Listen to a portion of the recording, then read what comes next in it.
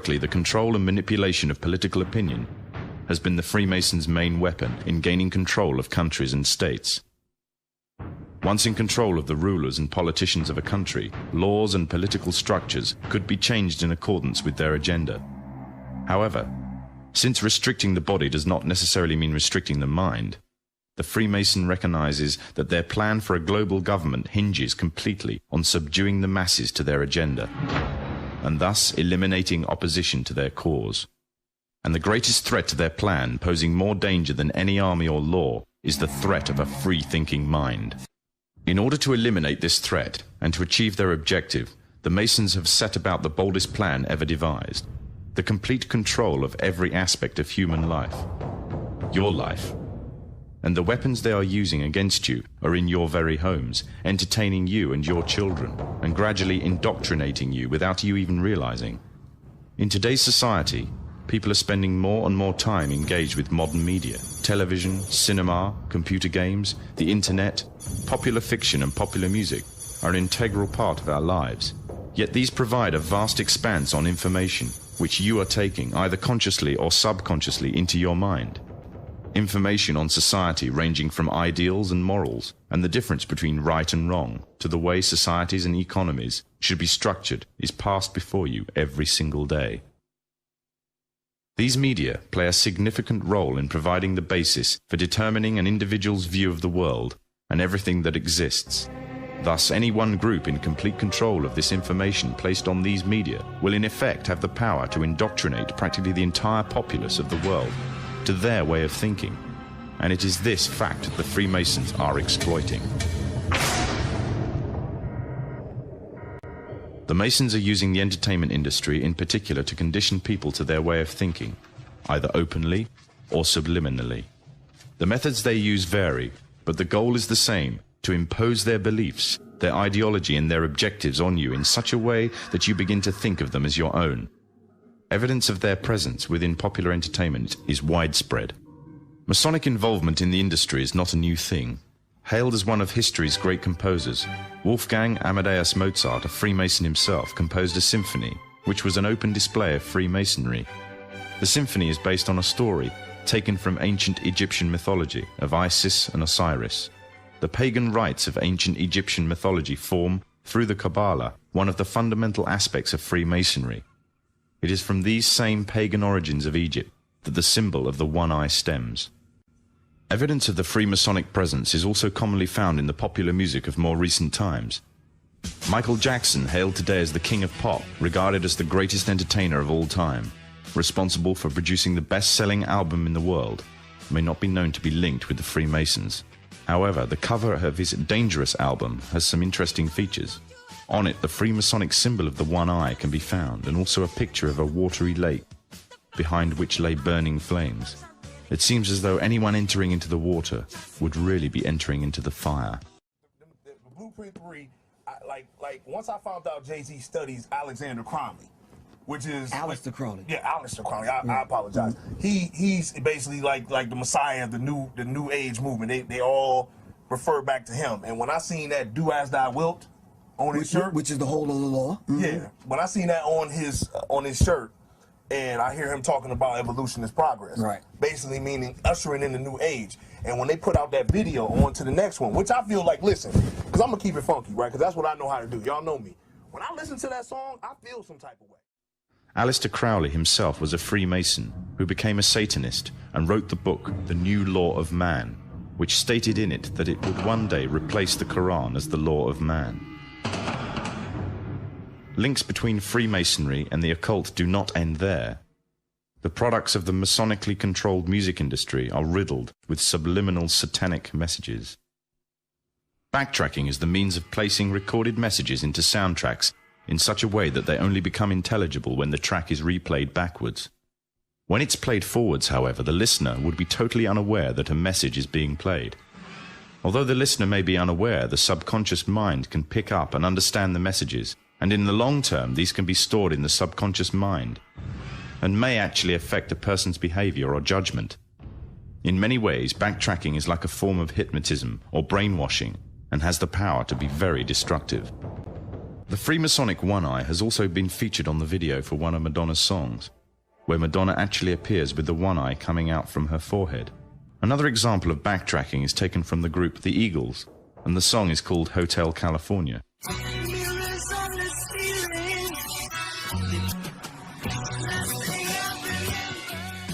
And now the song backwards.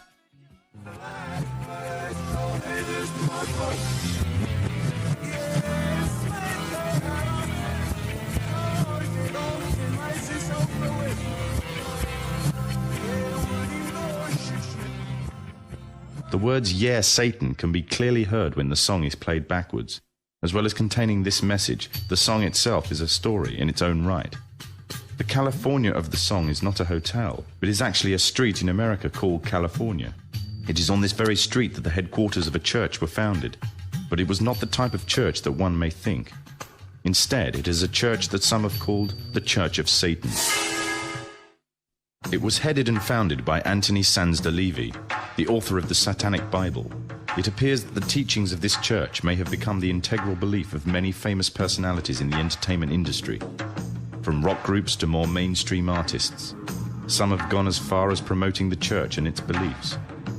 One alleged member of the church is the lead singer of the Rolling Stones, Mick Jagger, who wrote the song "Sympathy for the Devil." It seems that what originally started as a Christian organization later turned into a heretic religion, even for the Christians, and now has satanic elements mixed in. The entire entertainment world is rife with evidence of the Freemasons' presence. Openly or subliminally, their agenda and beliefs and ideals are propagated. This is especially evident within the film industry. On the big screen and the small screen, from big-budget Hollywood films to simple cartoons, the Masons have not left anything to chance in promoting their message of a global government. Matt Groening, the creator of one of the most popular cartoon series in television history, The Simpsons, is a self-confessed anarchist. Matt Groening himself has openly declared that he wanted to get his own political ideas across within his work. But he wanted to do this in such a way that people would find it easy to accept his ideas. And the means he chose to this was a clever little cartoon called The Simpsons. So what exactly is The Simpsons teaching us and our children? There are many lessons being programmed into us. These include disregard for authority, either parental and governmental, that bad manners and disobedience is the way to attain status amongst people, and that ignorance is trendy and cool, whereas knowledge is unfashionable. However, what is especially worrying is the Masonic undertones of one episode in particular. The episode in which the father figure of the family, Homer Simpson, becomes obsessed with a group called the Stonecutters, or should it be called the Freemasons? Upon joining the group, his fellow members find a birthmark on him, a mark that makes the rest of the group declare him to be the chosen one. You are the chosen one, whom the sacred parchment prophesied would lead us to glory. But with his newfound honor and dignity, he, Homer Simpson, fools himself into thinking that he is God. I always wondered if there was a God, and now I know there is, and it's me. Some may dismiss it as nothing more than a children's cartoon, a bit of harmless fun. But the influence it has on audience makes it a very effective means of propaganda, indoctrinating a people without them even realizing. Its very creators admit that they are propagating their political ideas to the audience in a covert manner. Ideas spread through the domestic television can reach a far wider audience than movies and cinema. And it is through this media that a new concept is being introduced. The concept of one global leader.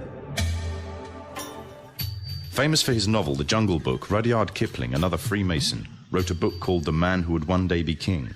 This was later made into a big-budget Hollywood film, starring the likes of Sean Connery, Michael Caine, and Saeed Jaffari.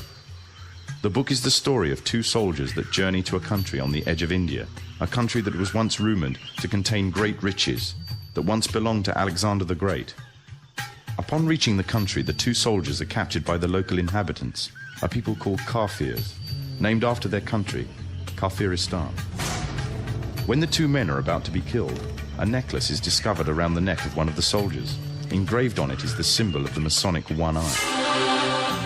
The Kafirs revere him as their god and attribute to him the divine attribute of immortality. The man himself first regards himself as a king, and then in his newfound power, begins to regard himself really as being a god. From the Muslim perspective, if not that of others, the similitudes that can be drawn from this story are very interesting. The Muslim scriptures, called Hadith, contain many prophecies of the Prophet Muhammad. In these, it is prophesied that a man would arise from amidst the Kafirs, which means infidels in Islam, who would be recognized by his one eye and would be made a world leader, claiming first to be a king and then later to being God, and that he will seem immortal until an appointed time. In another film, the concept of global leader and global government is also strongly propagated. In 1996, the film Independence Day broke all box office records, becoming the 7th highest-ranking film of all time. It entranced audiences around the world with a fictional story of an alien invasion on Earth. However, deep within the film's subliminal messages can be found, indicating the Freemasonic presence and the Freemasonic agenda. In the film, there is a military base known as Area 51. It is from here that the military offensive is launched, on which the salvation of the whole world and the future of its inhabitants depends. The entrance to this installation is a pyramid, on which is engraved the symbol of the one eye. The film shows the USA as the forerunner in establishing a global offensive, involving all the nations of the world, an offensive which is devised, controlled and commanded by one man, one overall leader.